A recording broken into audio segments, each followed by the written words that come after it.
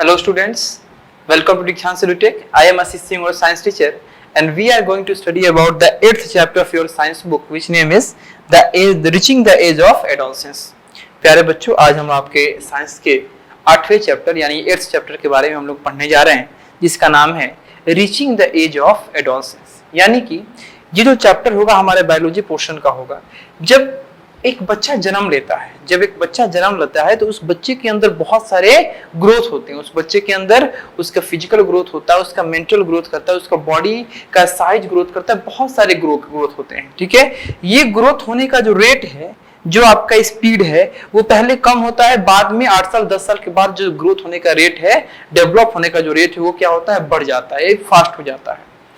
तो आपको इस चैप्टर में यही चीज जानना है कि जब एक बच्चा जन्म लेता है तब से लेके जब उसके अंदर के ग्रोथ, हर एक तरह के ग्रोथ बंद हो जाते हैं, उसके बीच में ये ग्रोथ कब कैसा होता है, कब ज्यादा होता है, कहां से होता है, किसके द्वारा कंट्रोल किया जाता है, ये सब कुछ हमको जानना है। एक लड़के में क्या क्या बदलाव आता है उम्र के साथ साथ, एक लड़की में उम्र के साथ साथ क्या क्या बदलाव आता है, किस उम्र में कौन सा बदलाव ज्यादा आता है, ये सब कुछ हमको इस चैप्टर में जानना है।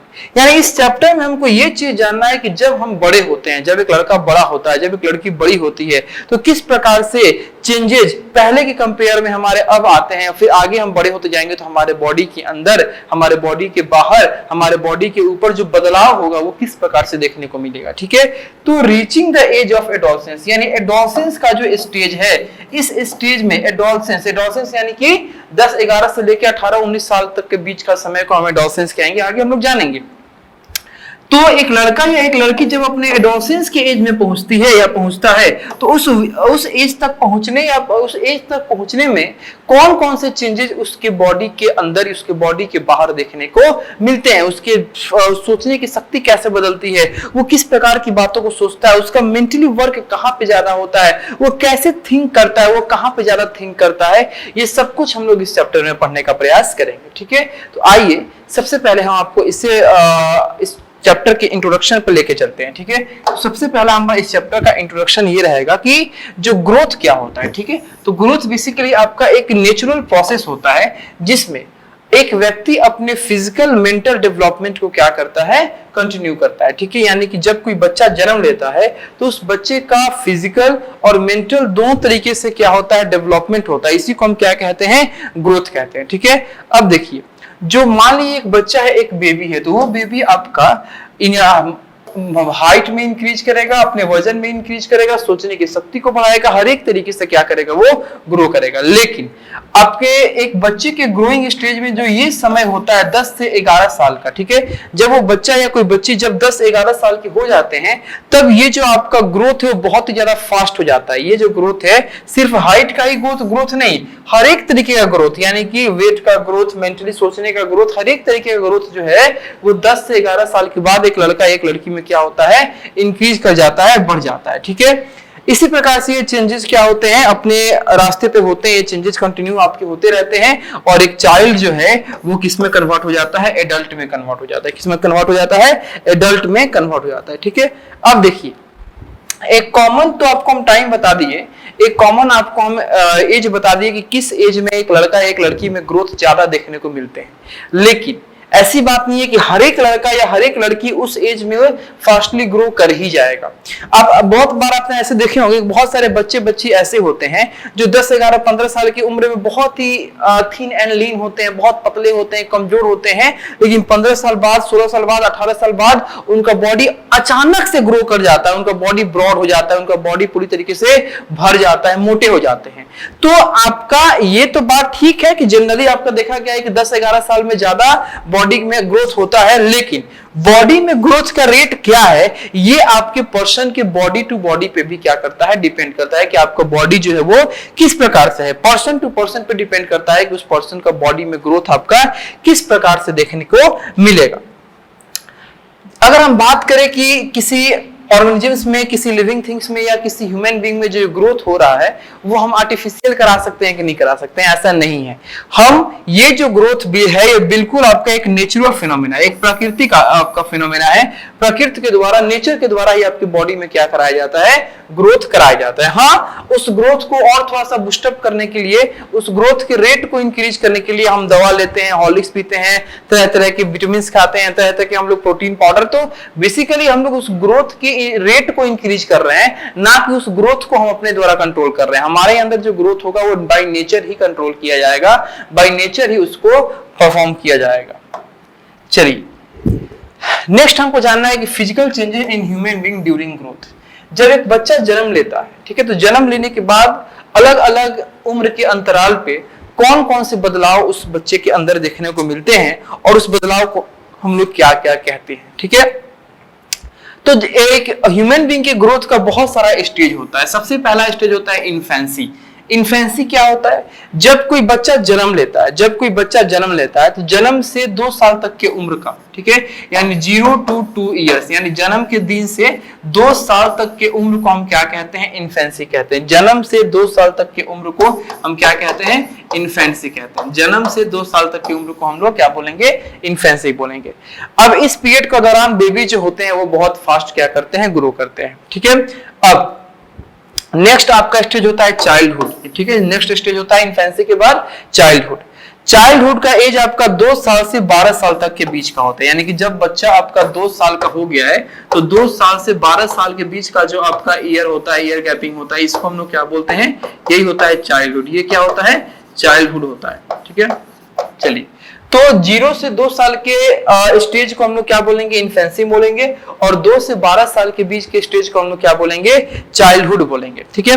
नेक्स्ट हम बात करते हैं कि चाइल्डहुड में बहुत सारे बदलाव होते हैं, ठीक है। चाइल्डहुड में क्या होता है कि चिल्ड्रन जो होते हैं उनका साइज ग्रो करता है, ठीक है, उनका वेट ग्रो करता है, ठीक है। चाइल्डहुड में साइज ग्रो करता है, वेट ग्रो करता है स्टेडी रेट पे, ठीक है।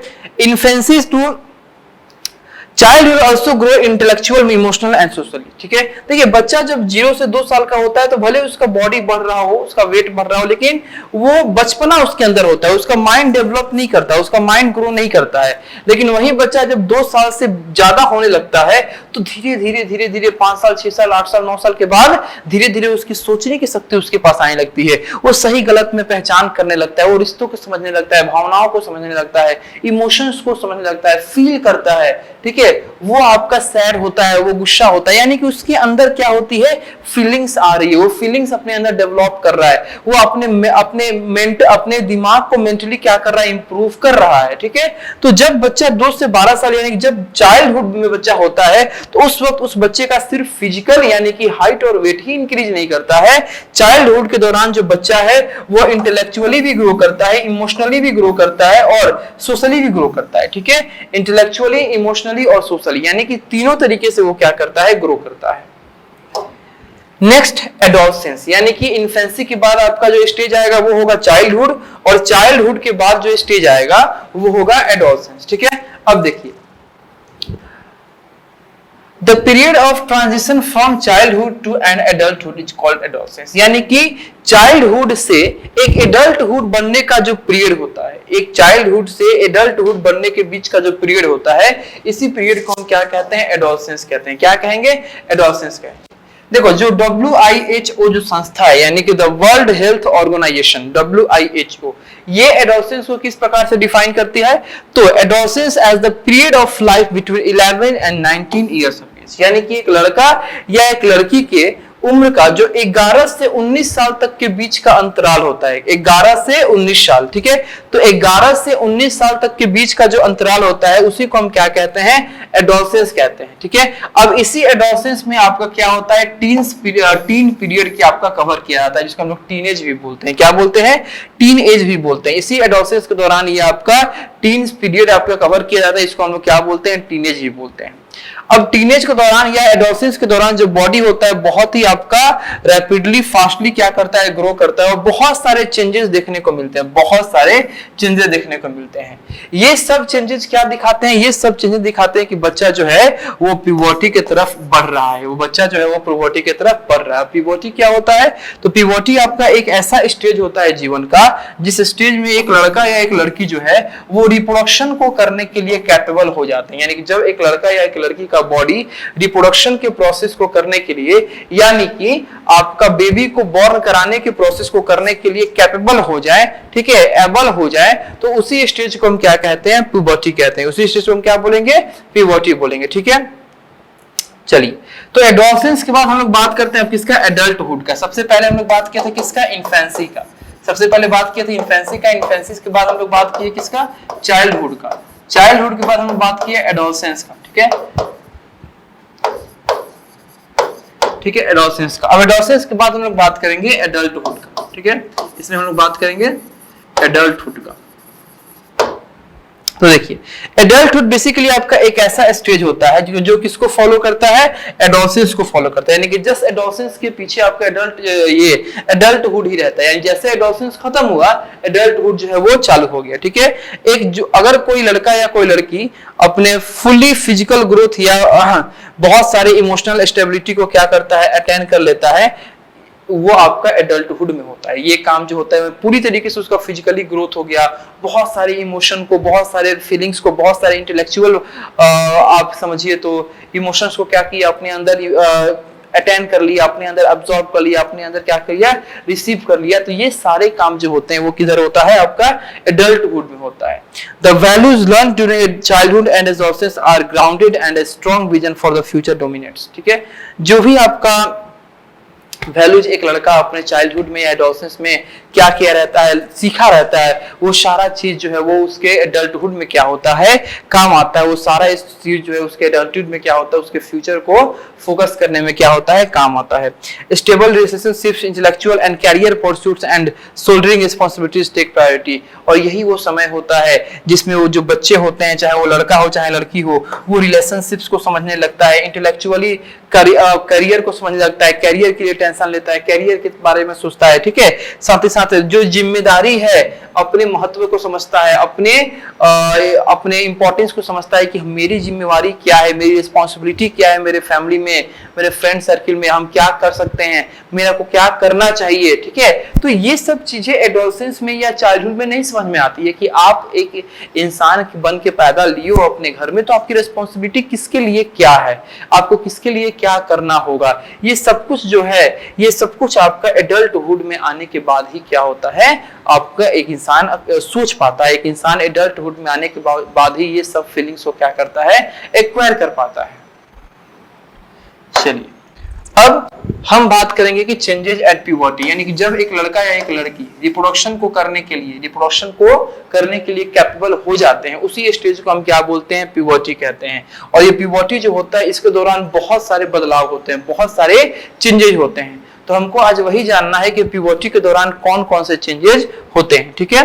तो अब थोड़ा सा प्यूबर्टी को डिफाइन करते हैं। तो the stage of life when the body becomes capable of reproduction, यानी कि लाइफ का वो स्टेज जब बॉडी क्या हो, रिप्रोडक्शन को करने के लिए कैपेबल हो जाए, इसी स्टेज को हम क्या कहते हैं, प्यूबर्टी कहते हैं।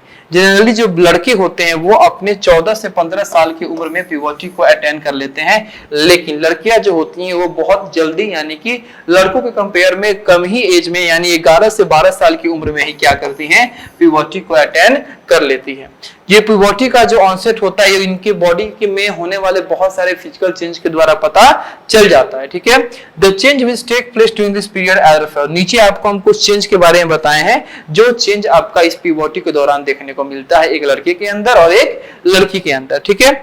सबसे पहले हम बात करते हैं कि इंक्रीज इन हाइट का, ठीक है। तो लड़का या लड़की दोनों के अंदर आपको बहुत जल्दी हाइट में इंक्रीमेंट देखने को मिलता है। किसके दौरान? प्यूबर्टी के दौरान। प्यूबर्टी के दौरान एक लड़का या एक लड़की जो है बहुत जल्दी अपने अपने हाइट को क्या करते हैं? इंक्रीज करते हैं। साथ ही साथ जो उनके आर्म्स का लेंथ है, जो उनके लेग्स का लेंथ है, ठीक है, ये सब कुछ वो लेंथ क्या होता है? बढ़ जाता है। जो आपकी ग्रोथ का, हाइट की ग्रोथ का जो आपका रेट होता है, ये बेसिकली आपका पर्सन टू पर्सन डिपेंड करता है। क्योंकि अगर एक ही एज के 2-4 लड़का और एक ही एज के 2-4 लड़की को एक पास रख दिया जाए तो जाहिर सी बात है कि उनका हाइट सबका सेम नहीं होगा। कोई बहुत ज्यादा लंबा होगा, कोई छोटा होगा, कोई मीडियम साइज का होगा। तो ये जो आपका growth in the respect of height जो है, ये पर्सन टू पर्सन या बॉडी टू बॉडी भी क्या करता है? डिपेंड करता है। क्यों? क्योंकि ये सिर्फ ऐसा नहीं है कि ये नेचर के द्वारा हो रहा है तो सबको एक समान होगा। आप किस प्रकार के फूड इंटेक करते हो, आपको रहने सहने का तरीका क्या है, आपका हाइजीन कैसा है, आपका न्यूट्रिएंट कैसा है, आपका फूड हैबिट कैसा है, ठीक है, इन सब बातों पे भी डिपेंड करता है कि आपके बॉडी में ग्रोथ कितना रेट में होगा। ठीक है, चलिए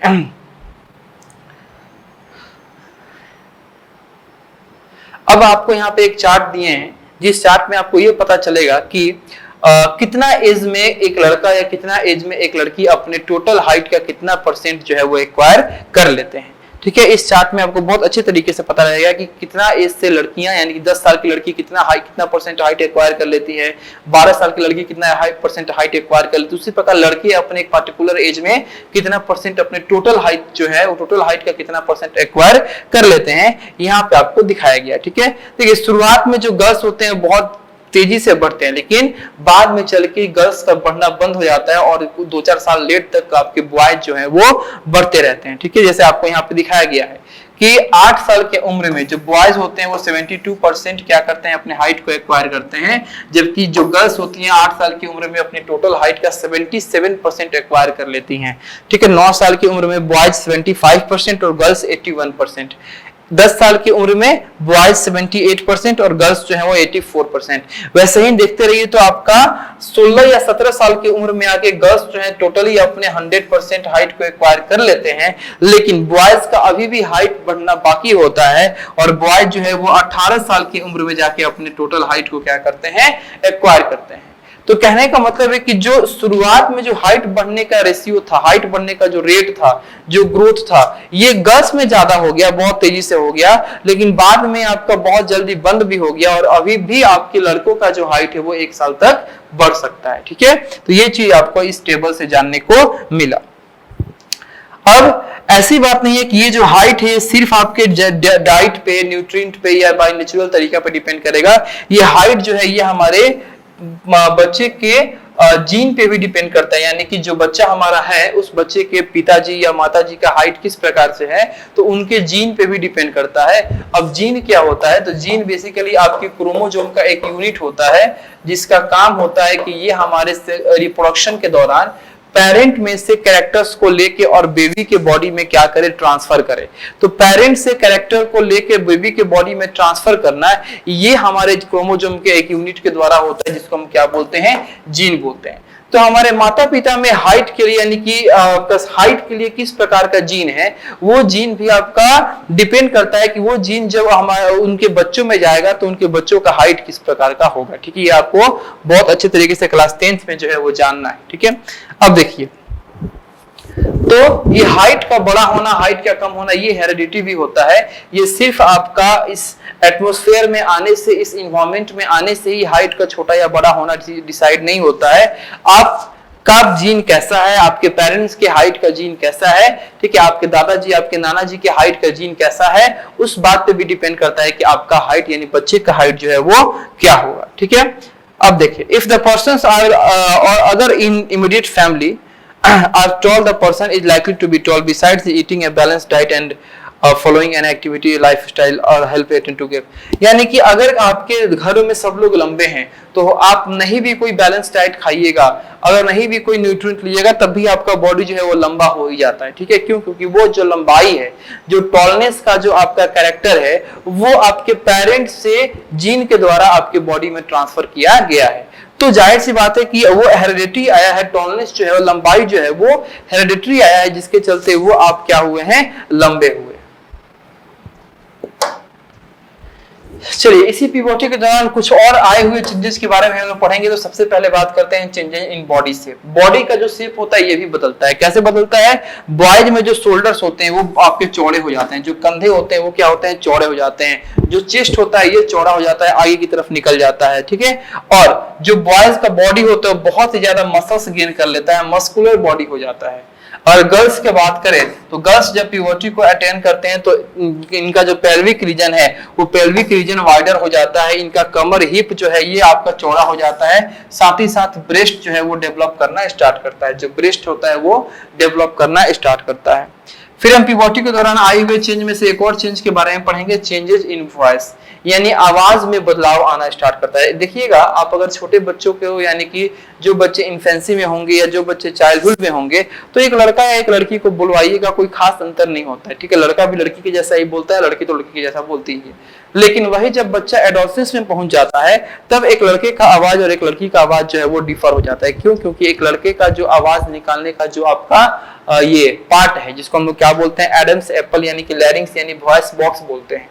तो लड़कों में बढ़ते उम्र के साथ ये वॉइस बॉक्स जो है ये इलोंगेट होना चालू होता है, ये बड़ा होना चालू हो जाता है, ठीक है। और लड़कियों में जो आपका वॉइस बॉक्स होता है वो क्या होता है? छोटा होता है।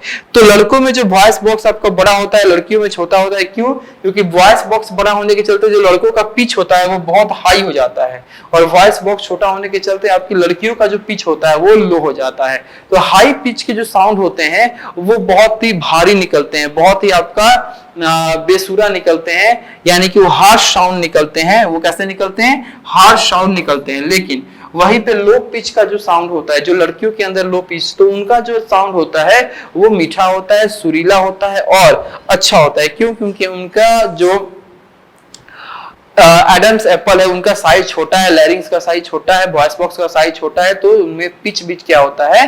कम होता है। इसमें पिच क्या होता है? हाई होता है। चलिए प्यूबर्टी के दौरान ही क्या होता है आपका? Activity of sweat and oil glands. आपके बॉडी में स्वेट ग्लैंड्स हैं और ऑयल ग्लैंड्स हैं।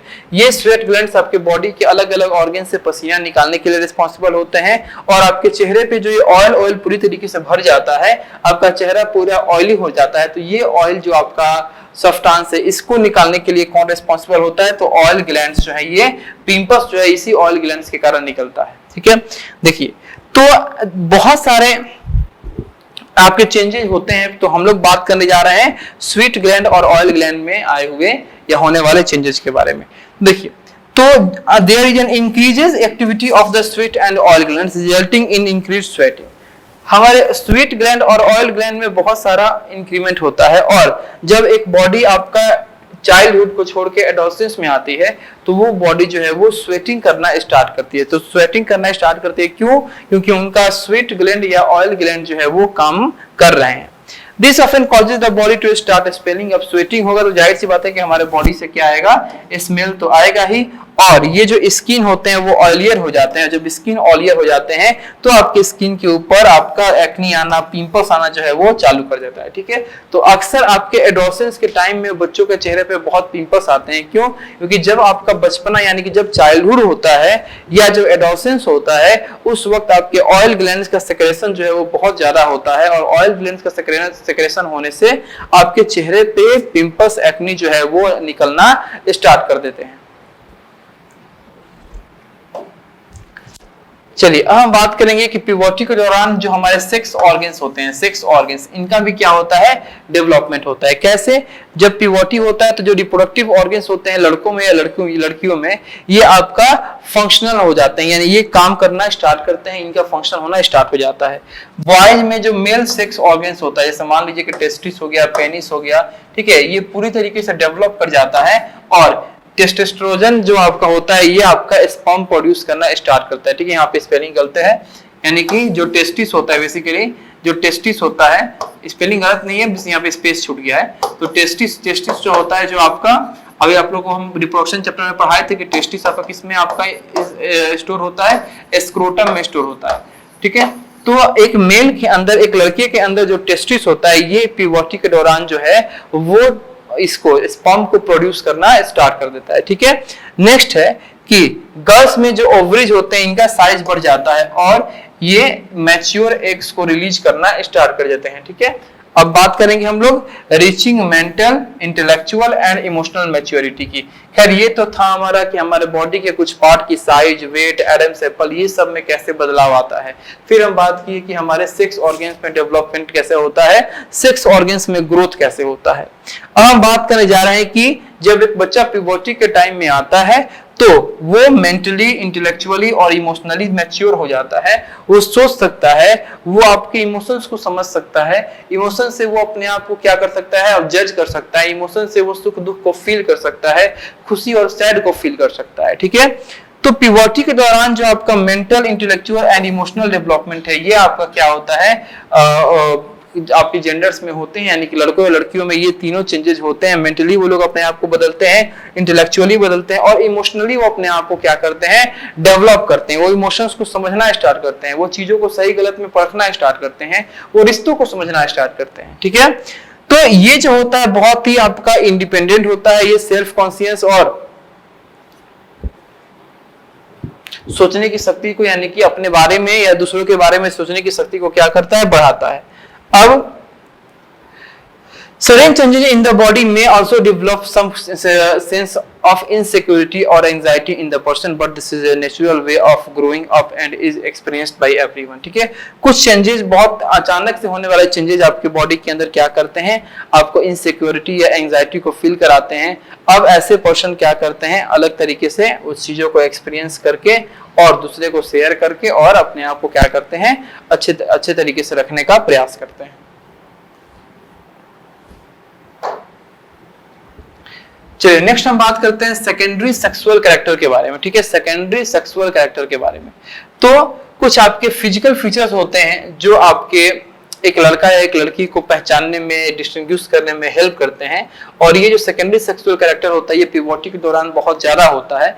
इसी सब कैरेक्टर, यानी ऐसे कैरेक्टर जिसको आप देख के एक लड़के और एक लड़की की बॉडी में डिफरेंशिएट कर पाओ, एक लड़के और एक लड़की के बॉडी के कैरेक्टरिस्टिक्स को डिफरेंशिएट कर पाओ, उन सारे कैरेक्टरिस्टिक्स को हम क्या बोलते हैं, सेकेंडरी सेक्सुअल कैरेक्टरिस्टिक्स बोलते हैं। ठीक है, अब ये सेकेंडरी सेक्सुअल कैरेक्टरिस्टिक्स होता है ह्यूमन में, इसको नीचे हम आपको समझाने का प्रयास किए हैं। ठीक है, जाहिर सी बात है कि हम मेल में सेकेंडरी सेक्सुअल कैरेक्टर आपका कैसे होता है, क्या होता है, इसको भी जानेंगे, और फीमेल में सेकेंडरी सेक्सुअल कैरेक्टर कैसे होता है और क्या होता है, इसको भी हम लोग समझने का प्रयास करेंगे।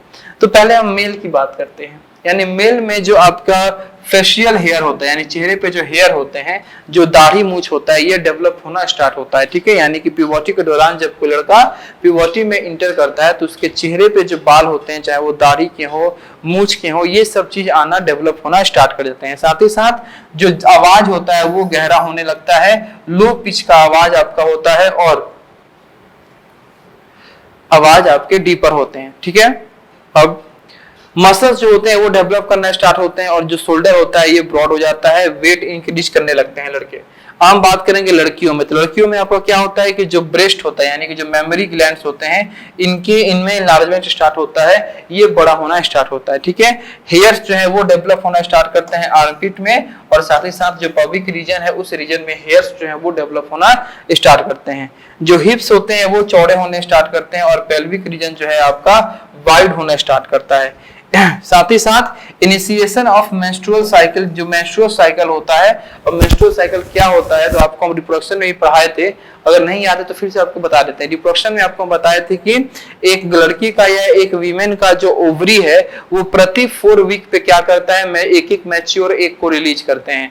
वो मैच्योर एग जो होते हैं वो रिलीज होते हैं स्पर्म के साथ फ्यूज होने के लिए, लेकिन जब उनको स्पर्म नहीं मिलता है तो वो अपने मैच्योरिटी को खो देते हैं और इमैच्योर बन के ब्लड के फॉर्म में वो क्या होते हैं, सर्विक्स वैजिना के थ्रू बाहर निकलते हैं। हर एक 4 वीक्स पे ये काम होता है और इसी साइकिल को हम क्या कहते हैं, मेंस्ट्रुअल साइकिल कहते हैं। इसी को हम क्या कहते हैं, मेंस्ट्रुअल साइकिल कहते हैं। तो जब एक लड़की प्यूबर्टी के दौरान, एक प्यूबर्टी के एज में पहुंचती है तो वो लड़की आपका मेंस्ट्रुअल साइकिल को क्या करती है, स्टार्ट करती है। ठीक है,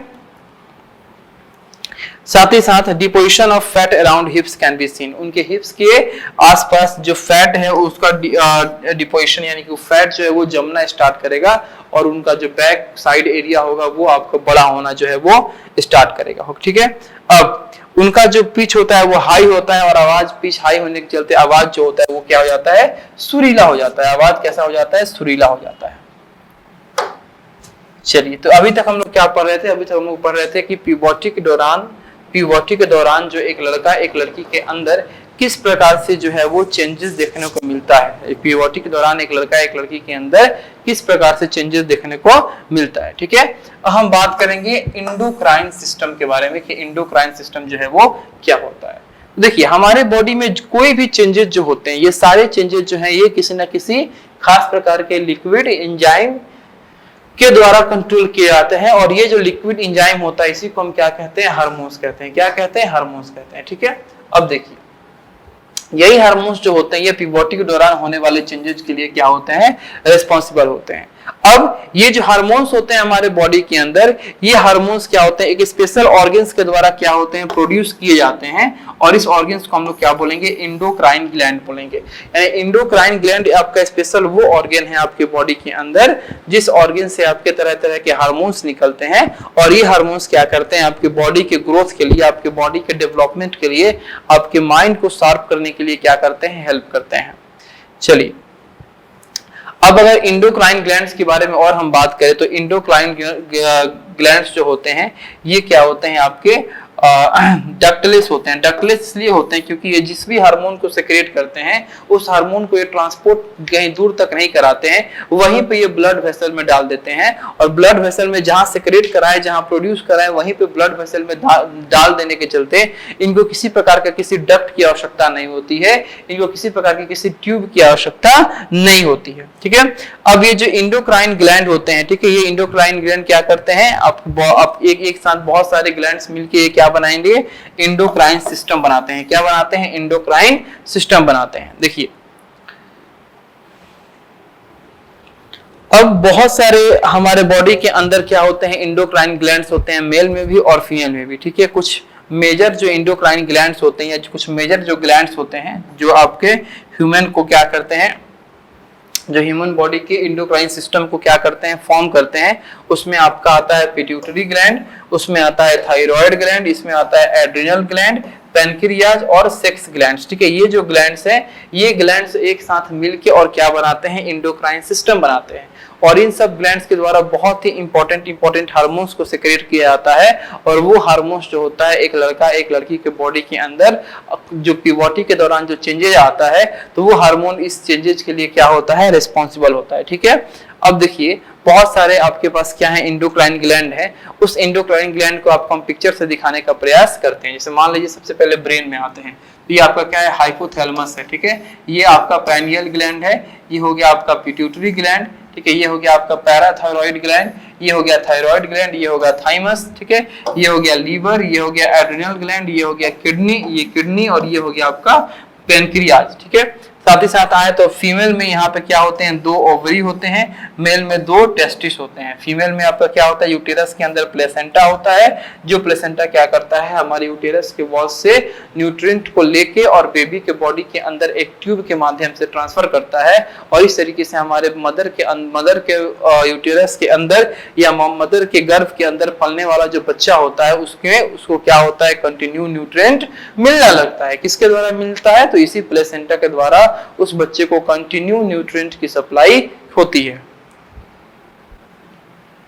चलिए, अब हम 1 बाय 1 करके कुछ इंपॉर्टेंट इंडोक्राइन ग्लैंड्स के बारे में पढ़ने का प्रयास करेंगे। तो सबसे पहला इंडोक्राइन ग्लैंड है वो है पिट्यूटरी ग्लैंड। सबसे पहला ग्लैंड कौन है? Pituitary gland. तो पिट्यूटरी ग्लैंड साइज में आपका स्मॉल होता है, रेडिश ग्रे ग्लैंड का होता है, यानी कि रेडिश ग्रे कलर का होता है। और लगभग ये साइज में आपके मात्र एक आपका पी के बराबर यानी कि एक मटर के दाने के बराबर जो है ये पिट्यूटरी ग्लैंड होता है। अगर इसके वजन की बात करें तो ये लगभग आपका 0.5 ग्राम का होता है, ये 1 ग्राम का भी नहीं होता, ये आधे ग्राम का ग्लैंड होता है। कौन? Pituitary gland. ठीक है, अब it remains hanging from the base of the brain bye A short stock. ये जो पिट्यूटरी ग्लैंड जो होते हैं ये आपको हम दिखाते हैं। ये जो ब्रेन का बेस है उस ब्रेन के बेस से क्या होते हैं? एक छोटे से स्टॉक के द्वारा लटके हुए आपके पोजीशन में क्या होते हैं? ये पाए जाते हैं। कौन? Pituitary gland. पिट्यूटरी ग्लैंड आपका ब्रेन के पास के मिलने वाला या पाए जाने वाला क्या है? ग्लैंड है। ठीक है, चलिए, it is also called the master gland because it controls the functioning of all other glands. Pituitary gland को हम लोग मास्टर ग्लैंड के नाम से बोलते हैं। तो पिट्यूटरी ग्लैंड को मास्टर ग्लैंड के नाम से हम लोग इसलिए बोलते हैं क्योंकि जितने भी हमारे बाकी बॉडी के अंदर ग्लैंड हैं उन सारे ग्लैंड के फंक्शन को क्या करता है, ये सारे ग्लैंड्स के फंक्शन को क्या करता है, कंट्रोल करता है। ठीक है, अब देखिए जो ग्रोथ हार्मोन होते हैं, ठीक है, ग्रोथ हार्मोन जो क्या करते हैं, development of bones and muscles को कंट्रोल करते हैं। ठीक है, डेवलपमेंट ऑफ बोन्स और मसल्स को क्या करते हैं, कंट्रोल करते हैं। कौन कंट्रोल करता है, तो ग्रोथ हार्मोन्स क्या करते हैं, एक बॉडी के अंदर होने वाले डेवलपमेंट किसका, मसल्स का, ठीक है, इसको क्या करते हैं, या बोन्स का, तो उसको क्या करते हैं, कंट्रोल करते हैं। नीचे आपको एक हम फिगर दिए हैं, यानी कि फिगर नहीं, एक फ्लो चार्ट है जिसमें आपको बताया गया है कि पिट्यूटरी ग्लैंड का जो रोल है वो क्या है। जब कोई लड़का या लड़की जो है वो प्यूबर्टी के टाइम में आता है, प्यूबर्टी के ऑनसेट में आता है, जब प्यूबर्टी स्टार्ट होता है तो उस वक्त पिट्यूटरी ग्लैंड का रोल जो है उस लड़का या लड़की के अंदर क्या है। ठीक है, तो sex hormones are released into blood stream and release the target site. जो एक पॉइंट छूटा है हम लोग का, hormones from pituitary stimulate the release of sex hormones, testosterone from testis and estrogen from ovaries। जो पिट्यूटरी ग्लैंड के hormones होते हैं वो हार्मोन्स क्या करते हैं, सेक्स हार्मोन्स के सेक्रेशन के लिए प्रेरित करते हैं, सेक्स हार्मोन्स के सेक्रेशन को एक्साइट करते हैं और ज्यादा बूस्टअप करते हैं कि ताकि सेक्स हार्मोन्स जो है वो जल्दी जल्दी सेक्रेट हो। अब सेक्स हार्मोन्स दो तरह के होते हैं, एक होता है टेस्टोस्टेरोन जो मेल के टेस्टिस के द्वारा सेक्रेट कराया जाता है टेस्टोस्टेरोन, और दूसरा होता है आपका एस्ट्रोजन। ये एस्ट्रोजन जो है ये फीमेल के ओवरीज के द्वारा सेक्रेट कराया जाता है। ठीक है, पहला हो गया टेस्टोस्टेरोन और दूसरा हो गया ओवरीज। ठीक है, अब नेक्स्ट बात करते हैं कि ये सेक्स हार्मोन्स जो होते हैं ये ब्लड स्ट्रीम में, सेक्स हार्मोन्स जो होते हैं ये ब्लड स्ट्रीम में रिलीज किए जाते हैं और जहां भी इनका टारगेट साइट होता है उस टारगेट साइट पे ये पहुंचाए जाते हैं। कौन, सेक्स हार्मोन्स। दूसरा, ये sex hormones stimulate change in the body at the onset of puberty, यानी कि ये जो पिट्यूटरी ग्लैंड है, ये पिट्यूटरी ग्लैंड क्या करता है, हमारे बॉडी के अंदर होने वाले जो प्यूबर्टी है उस प्यूबर्टी में जो चेंजेस होते हैं उसको क्या करता है, कंट्रोल करता है। साथ ही साथ ovum mature in the ovaries and sperms form in the testis. यही प्यूबर्टी का वो टाइम है जिस टाइम में हमारे मेल के अंदर जो टेस्टिस के अंदर आपका ये स्पर्म का फॉर्मेशन होना स्टार्ट करेगा और फीमेल के अंदर जो ओवरीज है, इस ओवरीज के अंदर एग या ओवम का सेक्रेशन जो है वो क्या होगा, स्टार्ट होगा। ठीक है, चलिए नेक्स्ट हम बात करते हैं थायराइड ग्लैंड के बारे में। किसके बारे में बात करेंगे, थायराइड ग्लैंड के बारे में। तो the thyroid gland is located in the throat region. जो हमारा थ्रोट रीजन है, जो हमारे गले वाला जो रीजन है, इस गले वाले रीजन में क्या होता है, ये थायराइड ग्लैंड जो है वो क्या होता है, लोकेटेड होता है। ठीक है, अब ये थायराइड ग्लैंड जो है ये क्या करता है, एक हार्मोन्स का फॉर्मेशन करता है जिसको हम लोग क्या बोलते हैं, थायरोक्सिन हार्मोन बोलते हैं। ये थायराइड ग्लैंड जो है ये एक हार्मोन का फॉर्मेशन करता है जिसको हम लोग क्या बोलेंगे, थायरोक्सिन हार्मोन बोलेंगे। ये थायरोक्सिन हार्मोन्स क्या कंटेन किए रहते हैं, तो ये थायरोक्सिन हार्मोन जो है वो आयोडीन को कंटेन किए रहते हैं। ठीक है, अब ये थायरोक्सिन हार्मोन का जो फंक्शन होता है, ये फंक्शन होता है क्या करना, to control the rate of metabolism, growth and respiration. हमारे बॉडी के अंदर जो मेटाबॉलिज्म होते हैं, जो ग्रोथ होता है, जो रेस्पिरेशन होता है, इस ग्रोथ, रेस्पिरेशन एंड मेटाबॉलिज्म को कंट्रोल करता है कौन, ये थायरोक्सिन हार्मोन जो है। ये थायरोक्सिन हार्मोन, ये जो थायराइड ग्लैंड के द्वारा जो आपका ये एंजाइम सेक्रेट किया जा रहा है, थायराइड ग्लैंड के द्वारा जो जूस ये निकाला जा रहा है जिसको हम लोग थायरोक्सिन हार्मोन बोले हैं। ये थायरोक्सिन हार्मोन क्या करते हैं, ये कंट्रोल करते हैं किसको, मेटाबॉलिज्म को, ये कंट्रोल करते हैं किसको, ग्रोथ को, और ये कंट्रोल करते हैं किसको, रेस्पिरेशन को। ठीक है, साथ ही साथ too little of thyroxine makes a person sleepy and sluggish and causes an increase in body weight. बहुत कम मात्रा में अगर हम लोग थायरोक्सिन हमारे बॉडी में है तो वो क्या होगा, एक पर्सन को, यानी जिस पर्सन के अंदर बहुत कम मात्रा में थायरोक्सिन है वो क्या करेगा, उस पर्सन को स्लीपी बनाएगा, स्लगिश बनाएगा और increase in body wait, body के वेट को क्या करेगा, इंक्रीज करेगा। Too much of thyroxine increases the rate of respiration and make the person lose weight। जब ज्यादा मात्रा में हमारा थायरोक्सिन हार्मोन क्या होगा, हमारे बॉडी में होगा, तो रेस्पिरेशन का रेट जो होगा वो क्या हो जाएगा, इंक्रीज हो जाएगा और एक पर्सन जो है वो वेट को क्या कर सकता है, लूज कर सकता है। ठीक है, तो ना ही बहुत ज्यादा मात्रा में भी थायरोक्सिन हार्मोन हमारे बॉडी में चाहिए और ना ही कम मात्रा में हमारे बॉडी में थायरोक्सिन हार्मोन चाहिए। थायरोक्सिन हार्मोन का जो क्वांटिटी है वो हमारे बॉडी में बैलेंस होना चाहिए। ठीक है, चलिए नीचे आपको हम एक टेबल दिए हैं जिसमें आपको कुछ ग्लैंड्स के बारे में, ग्लैंड्स का नाम बताएंगे, उस ग्लैंड्स के द्वारा कौन सा हार्मोन सिक्रेट किया जाता है इसके बारे में बताएंगे, और फिर उस हार्मोन या उस ग्लैंड का फंक्शन क्या है इसके बारे में बताएंगे। ठीक है, तो सबसे पहले हम बात करते हैं पिट्यूटरी ग्लैंड के बारे में। तो पिट्यूटरी ग्लैंड जो है वो ग्रोथ हार्मोन को सिक्रेट करता है। पिट्यूटरी ग्लैंड जो कि बताए थे कि बेस में हमारा क्या होता है, हमारे ब्रेन का जो बेस होता है वहां एक स्टक के द्वारा लटका हुआ होता है, इसी को हम क्या कहते हैं, पिट्यूटरी ग्लैंड। पिट्यूटरी ग्लैंड क्या करता है कि ग्रोथ हार्मोन को सिक्रेट करता है। साथ ही साथ इसका फंक्शन क्या है, तो पिट्यूटरी ग्लैंड को हम लोग मास्टर ग्लैंड के नाम से जानते हैं, जो सभी ग्लैंड्स के एक्टिविटीज को क्या करता है, हेल्प करता है। ठीक है, सभी ग्लैंड्स की एक्टिविटीज को कंट्रोल करता है और ग्रोथ में क्या करता है, हेल्प करता है। दूसरा जो ग्लैंड है वो है थायराइड। थायराइड ग्लैंड के द्वारा जो आपका हार्मोन सिक्रेट किया जाता है इसको हम लोग बोलते हैं थायरॉक्सिन हार्मोन। थायराइड ग्लैंड के द्वारा जो हार्मोन सिक्रेट किया जाता है उसको हम लोग क्या बोलते हैं, थायरॉक्सिन हार्मोन के नाम से जानेंगे। ठीक है, अब जो थायरॉक्सिन हार्मोन है इसका काम क्या है, तो causes cretinism in children and goitre in adult. Children में आपके क्रेटिनिज्म को कॉज करता है और एडल्ट में ग्वाइटर को क्या करता है, कॉज करता है। चलिए, पैनक्रियाज। पैनक्रियाज जो ग्लैंड है इसके द्वारा जो हार्मोन सिक्रेट किया जाता है उसका नाम है इंसुलिन। ठीक है, पैनक्रियाज के द्वारा जो हार्मोन सिक्रेट किया जाता है इसका नाम है इंसुलिन। ये इंसुलिन क्या करता है, तो ये हमारे बॉडी के शुगर मेटाबॉलिज्म को रेगुलेट करता है। इंसुलिन क्या करता है, तो बॉडी के शुगर मेटाबॉलिज्म को रेगुलेट करता है। और इसका इंसुलिन का जो कमी होगा तो कमी होने से क्या होगा, डायबिटीज जैसा बीमारी होता है। अगर इंसुलिन का डिफिशियंसी होता है हमारे बॉडी के अंदर तो इंसुलिन के डिफिशियंसी से डायबिटीज नाम का जो है वो बीमारी होता है। एड्रिनल ग्लैंड जो होता है इससे एड्रिनलाइन जो आपका हार्मोन है ये सिक्रेट होता है और ये हमारे बॉडी को स्ट्रेस से लड़ने में हेल्प करता है। जो हमारे बॉडी में बहुत ज्यादा स्ट्रेस हो जाता है, तनाव अलग अलग मैटर से, अलग अलग कारणों से, अलग अलग टॉपिक से हमारा बॉडी जब तनाव में आने लगता है, स्ट्रेस में आने लगता है, उस वक्त ये जो हार्मोन होते हैं एड्रिनलिन हार्मोन ये क्या करते हैं, हमारे बॉडी को कंट्रोल करते हैं। नेक्स्ट है टेस्टिस। टेस्टिस के द्वारा जो हार्मोन सिक्रेट किया जाता है वो है टेस्टोस्टेरोन। टेस्टोस्टेरोन जो होते हैं ये क्या करते हैं, स्पर्म के प्रोडक्शन को प्रमोट करते हैं। ठीक है, और स्पर्म के प्रोडक्शन को प्रमोट करते हुए ये सेकेंडरी सेक्स कैरेक्टर्स को क्या करते हैं, डेवलप करते हैं। तो सेकेंडरी सेक्सुअल कैरेक्टर क्या होता है, अभी आपको थोड़ी देर पहले ही पढ़ाए हैं कि प्यूबर्टी के दौरान एक लड़का एक लड़की के अंदर कुछ सेकेंडरी सेक्सुअल कैरेक्टर जो है वो आता है। तो इस सेकेंडरी सेक्सुअल कैरेक्टर ये सब किसके द्वारा प्रमोट किया जाता है, तो हमारे बॉडी में यानी लड़के के बॉडी में जो टेस्टिस के द्वारा टेस्टोस्टेरोन जो आपका हार्मोन है, ये टेस्टोस्टेरोन हार्मोन जो सिक्रेट किया जाता है, यही टेस्टोस्टेरोन हार्मोन जो है ये स्पर्म के प्रोडक्शन को प्रमोट करता है और साथ ही साथ बॉडी के सेकेंडरी सेक्सुअल कैरेक्टर को भी क्या करता है, डेवलप करता है। ठीक है, अब आते हैं हम लोग लड़कियों में। लड़कियों में टेस्टिस नहीं होता है, लड़कियों में क्या होता है, ओवरी। ओवरी जो होते हैं ये एस्ट्रोजन नाम के हार्मोन को सिक्रेट करते हैं।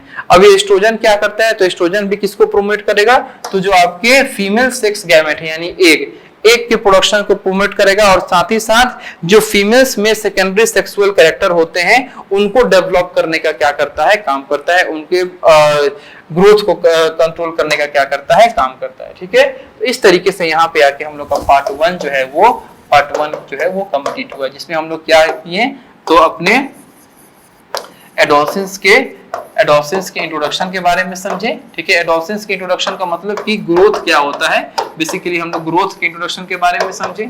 उसके बाद हम लोगों ने बात की है किसके बारे में, इन्फेंसी। ठीक है, इन्फेंसी के बारे में बात किया, फिर हम लोग चाइल्डहुड के बारे में बात किया। चाइल्डहुड के बाद हम लोग बात किए किसके बारे में, तो एडोलेसेंस के बारे में। एडोलेसेंस के बारे में हम लोग उस टाइम से बात कर रहे हैं किसके बारे में, प्यूबर्टी के बारे में। प्यूबर्टी को हम लोग उस टाइम से क्या कर रहे थे, पढ़ रहे थे। ठीक है, जिसमें हम लोग सेकेंडरी सेक्सुअल कैरेक्टर, साथ ही साथ जो हमारे प्यूबर्टी के अंदर बहुत सारे चेंजेस होते हैं बॉडी के अंदर, जब बॉडी हमारे प्यूबर्टी के स्टेज में रहती है तो जो भी बदलाव होता है उसके बारे में समझे। इंडोक्राइन ग्लैंड क्या होता है, इंडोक्राइन ग्लैंड में और कौन कौन से ग्लैंड आते हैं उसके बारे में समझे। ठीक है, तो यहाँ पे था हमारा पार्ट 1 जो है यहाँ पे आके क्या हुआ, कंप्लीट हुआ। ठीक है, अब आपसे हम लोग मिलते हैं यानी इसी चैप्टर के सेकंड पार्ट में। तब तक के लिए थैंक यू सो मच और मन लगा के पढ़ाई करिए।